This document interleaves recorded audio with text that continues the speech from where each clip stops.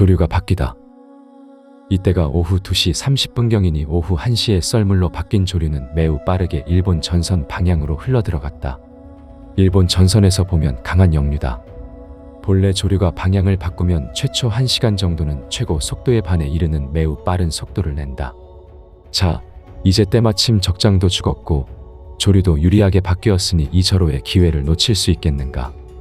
조선 수군들은 나의 명령에 의하여 일제히 북을 울리며 지자포, 현자포와 각종 화살을 빗발같이 쏘면서 맹렬히 공격하였다. 발포하라, 발포하라. 조선 수군은 기회를 맞아 그야말로 죽기를 작정하고 덤벼들었고 일본 수군은 요행히 살기를 구하였다. 조선 수군은 말 그대로 필사직생이 되었고 일본 수군은 필생직사가 되었던 것이다.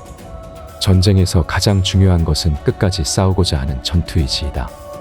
만약 이것이 상실되면 그 순간에 와르르 전체가 무너진다. 한두 명의 도망자가 경우에 따라서는 그 전염 효과로 전체를 무너뜨리는 경우가 바로 이것이다. 이때는 아무리 그 숫자가 많아도 소용이 없다. 줄다리기 게임을 할 때 한 번 무너지면 그대로 줄줄 끌려가는 것과 같다. 그래서 일본 수군은 짧은 시간에 초전의 기세를 잃어버리고 결국 전체가 무너지게 되었던 것이다. 어쩌면 이것이 명량해전 승리의 가장 큰 요인이라 할 수 있을 것이다. 명량해전은 부대원들의 싸우려는 의지가 얼마나 전승에 직접적인 영향을 미치는가를 극명하게 보여준 전형적인 해전이라 할 수 있다. 결국 마음 싸움이다. 졌다 생각하는 순간 지는 것이고 이겼다 하는 순간 이기는 것이다. 사실 정확한 명량해전 위치는 나도 헷갈린다. 정신이 없었으니까.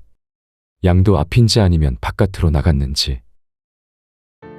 자중질환이 일어나다. 그런데 또 다른 아군이 도망가는 일본 수군에게 들이닥쳤다. 명량 해협의 기다란 통로에는 아직도 나의 함대를 향해서 올라오고 있는 일본 전선이 있었던 것이다. 쫓겨서 그 해협으로 도망가는 일본 전선과 이들 올라오는 전선들이 이제 서로 엉키고 부딪히면서 우왕좌왕 난장판이 되어버렸다. 자중질환, 바로 그것이었다. 자중질환이라는 것은 혼란 속에서 자기 편끼리 서로 죽이는 것을 말한다. 일본 참모본부에서 발간한 일본 전사조선역에 보면 이때 일본 수군대장 도도 다카도라가 중상을 입었다고 한다. 아마 그는 선두제대인 구로시마의 뒤를 바짝 따라 제2제대로 명량해협 안으로 들어왔으리라 추정된다. 울돌목의 좁은 해협 안에서 어떤 일이 실제로 일어났었는지 짐작이 간다. 우리 측 기록에는 없지만 일본 측 기록에는 이때 일본 수군이 서로 부딪혀 깨진 배의 수가 무려 90여 척이나 된다고 한다. 그러니 조선 함대에 의해 직접 파괴된 배가 31척이고 자중질환으로 파괴된 배가 90여 척이니 거의 121척이 파괴가 된 셈이다. 명량해전은 사실상 끝이 났다. 외선 31척 격파. 이렇게 상황은 급전되었고 일본 전선은 서로 도망하기에 바빴다. 이때 난중일기를 보자. 우리의 여러 배들이 일제히 북을 치며 나아가면서 지자포, 현자포 등을 쏘고 또 화살을 빗발처럼 쏘니 그 소리가 바다와 산을 뒤흔들었다. 적선 31척을 처부수자 적선들은 물러나 버리고 다시는 우리 수군에 감히 가까이 오지 못했다. 나는 막강한 화포로 일본 전선을 격파한 뒤에 아직 남아있는 전선을 울돌목의 좁은 목으로 몰아붙였다. 즉 울돌목의 사지로 밀어 넣은 것이다. 그리고 울돌목 입구에서 나는 부하들에게 더 이상 가지 말라고 하였다. 아니, 더 이상 좁은 해협으로 들어갈 필요가 없었던 것이다. 만약에 큰 판옥선이 해협 안으로 들어갔다면 오히려 위험했을 것이다. 울돌목은 샌 물살의 좁은 수로, 암초 등으로 구성된 사지였다. 이 사지에 나의 판옥선이 들어갔다면 분명히 조선의 배도 많은 피해를 입었을 것이다. 그래서 그동안 많은 해전을 치르는 동안에 한 번도 좁은 해협 안에서는 싸우지 않았던 것이다. 적을 바깥으로 유인해서 싸우는 것이 나의 중요한 전략이다. 그리고 부하들의 생명이 소중하다. 조금 더 전과를 얻겠다고 무리하게 부하들을 사지에 밀어넣지 않았다. 일부러 일본군이 타고 도망가도록 그들의 배를 남겨두기도 하였다. 쓸데없는 공명심이 발동되면 많은 사람이 희생된다. 장수가 가져야 할 중요한 덕목은 생명을 사랑하는 것이다. 기적의 승리. 와, 이겼다. 이긴 것이다. 조선 수군이 이긴 것이다. 12척으로 130여 척. 아니, 기록에 따라 거의 300여 척 이상의 적선과 싸워 이긴 것이다. 그런데 조선 전선의 피해는 12척 중에 단 한 척도 파손되지 않았다. 파괴된 기록을 어디에도 찾을 수 없다. 기적, 바로 그것이었다. 해전이 끝난 지 이틀이 지난 9월 18일자 난중일기에 당시의 피해 상황에 대해 사람 이름까지 상세히 기록하였다. 내 배에 탔던 순천 감독관 김탁과 병영의 노비 계생이 적의 탄환에 맞아 죽었다. 박영남과 봉학 그리고 강진 현감 이극신도 탄환에 맞았으나 중상은 아니었다. 배의 손실은 전혀 없고 단지 전사 2명과 경상자 3명에 불과했던 것이다. 나의 기암 외에 다른 배들도 경미한 피해를 입었다. 여기서 주목할 것은 전사자 2명은 내가 탔던 기암에서 발생했다는 점이다. 그만큼 나도 죽을 수 있었던 위험한 지경에 빠졌음을 말해주고 있다. 또한 탄환에 맞았다고 했으니 칼로 싸우는 육박전은 없었다는 것을 확인할 수 있다. 나의 모든 해전에서 육박전은 없다. 아니, 철저하게 피했다. 반면에 일본 전선은 31척이 완전히 파괴되었으니 배 한 척에 70명을 기준으로 했을 때 적어도 2170명 정도는 전사했을 것이다. 그리고 명량 해협을 빠져나가면서 90여 척이 대파된 것을 미루어 볼 때 이 또한 만만치 않은 병력 손실을 입었을 것이다. 대략 계산해보면 이때 일본군은 약 8,000명이 전사했거나 실종되었다. 5년 전의 한산도 해전 때와 비슷하다. 하늘이 도왔다. 다시 그날 9월 16일에 난중일기를 보자. 적선 31척을 쳐부수자. 적선은 물러나 달아나 버리고 다시는 우리 수군에 감히 가까이 오지 못했다. 이것은 실로 천행이다. 물살이 무척 험하고 형세도 또한 외롭고 위태로워 당사도로 진을 옮겼다. 나는 명량의 승리에 대해 차실천행이라 적었다. 그렇다. 이것은 실로 하늘이 도운 것이다.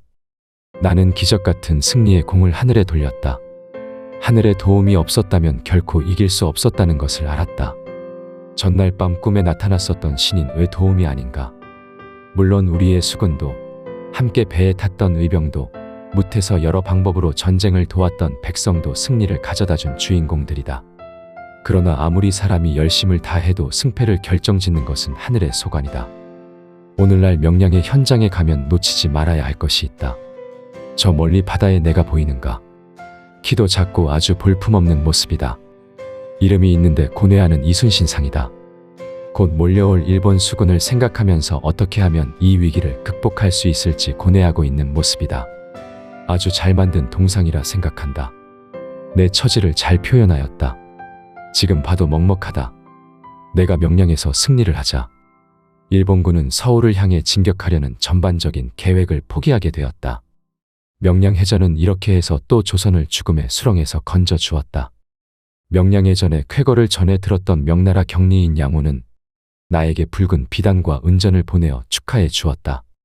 그러나 정작 조정에서는 어떠했는가? 1597년 10월 20일자 조선실록에 보면 이때 선조는 나의 공적에 대해 이렇게 말했다. 이순신은 사소한 적을 잡는 데 불과하다. 그러면 그렇지. 그런데 임금이 나를 알아주거나 말거나 상관없다. 그저 내 나라, 내 백성만 구했으면 그만이다. 아들 면의 전사. 명량해전이 끝난 지 약 한 달이 지났을 때다. 하늘이 무너지는 소식을 들었다. 아산집을 지키던 셋째 면이 전사했다는 것이다. 일본 놈들이 복수를 위해 아산집을 덮쳤던 것이다. 10월 14일에 난중일기를 보자. 저녁에 어떤 사람이 천안에서 와서 편지를 전하는데 아직 봉함을 열기도 전에 뼈와 살이 먼저 떨리고 마음이 조급해지고 어지러웠다. 대충 겉봉을 펴서 열이 쓴 글씨를 보니 겉면에 통곡 두 글자가 쓰여 있었다. 마음으로 면이 전사했음을 알게 되어 나도 모르게 간담이 떨어져 목 놓아 통곡하였다. 간담이 타고 찢어지는 것 같다. 내가 죽고 내가 사는 것이 이치에 마땅한데 내가 죽고 내가 살았구나. 천지가 깜깜하고 해조차도 빛이 변했구나. 슬프다. 내 아들아, 나를 두고 어디에 갔느냐. 나는 나흘이 지나도록 부하들 때문에 마음껏 울어보지도 못하였다. 결국 소금 굽는 강막지에 집에 가서 목 놓아 통곡하였다. 아들아, 면의 나이 이제 겨우 21살이었다. 명량의 승리와 아들을 바꾼 것이다. 오늘날 현충사에 가면 내가 살았던 고택 오른쪽 높은 언덕 위에 면의 무덤이 있다. 마지막 해전을 앞에 두고 내 나이 54살, 1598년이다. 여수의 빨강 동백꽃을 살아있는 눈으로 보는 마지막 해가 되었다. 마지막이 될 줄 알았으면 한 번이라도 더 볼 걸. 나는 명량해전 이후 1598년 2월 17일 고화도에서 완도 우측에 있는 고금도로 진영을 옮겼다. 고금도는 산으로 둘러싸여 적으로부터 보호를 받을 수 있었고 동시에 적을 관측하기에도 좋았다. 또한 고니시 유키나가가 순천의 외교성에 주둔하고 있었기 때문에 이들을 대처하기에도 좋았으며 남해상의 해상 주도권을 잡기에 유리한 섬이었다.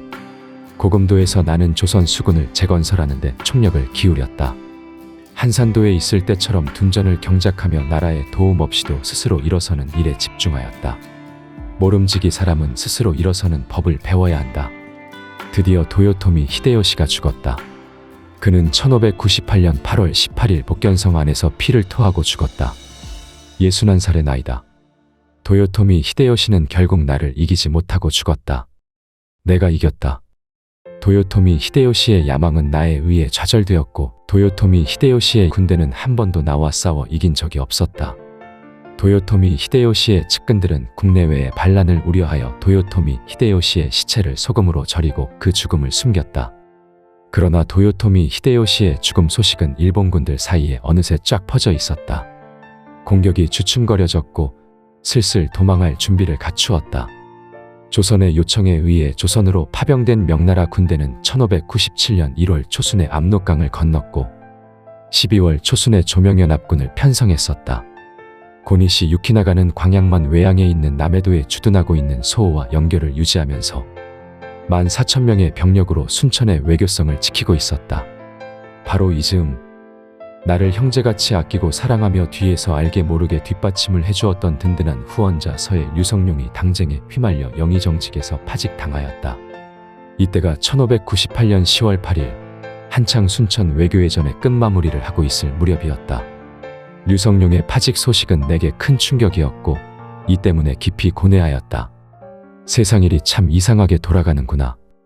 이제 혼자 남았다.